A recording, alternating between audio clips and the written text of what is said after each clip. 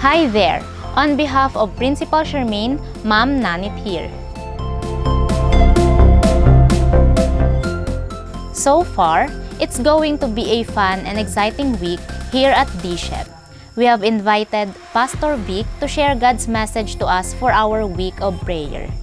Tonight marks another milestone in the history of this school since we'll be introducing our version of a slumber party.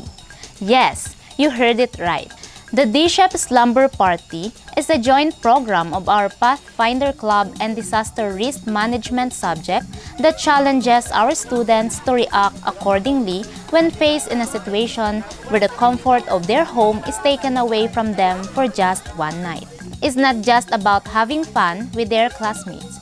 It's also about the realities they must be prepared for in times of emergencies. Slumber party po para sa akin nung una ko pong napakinggan is parang ano lang po siya, bandings, ganun po, para ma-socialize ko po yung sarili ko sa ibang estudyante, ganun po.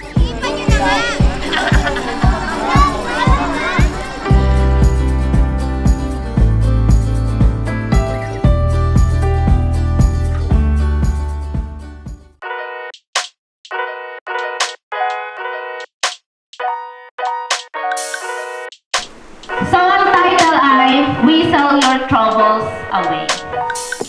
So meron akong babasahing kwento dito patungkol sa isang estudyante.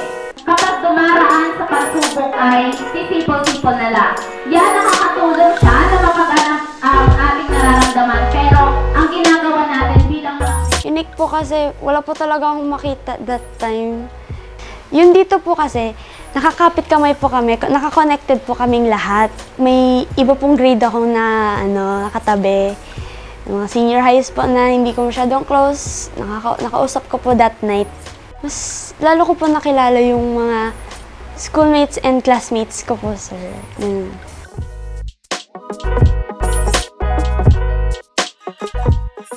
As a student po ng DSHEP, isa po sa mga lessons na natutunan ko sa event na nangyari last night is learn to trust others, trust God, and just always pray kung kabado kayo or takot. Sumasayaw ang mga dahon ng neon sa ihip ng hangin at nakatulugan na namin ang pagkukwentuhan habang nakasilong sa puno ng talisa.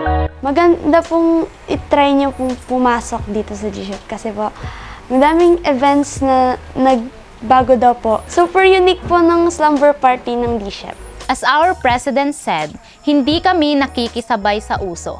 Kami talaga yung nagpapauso. Stay tuned for more.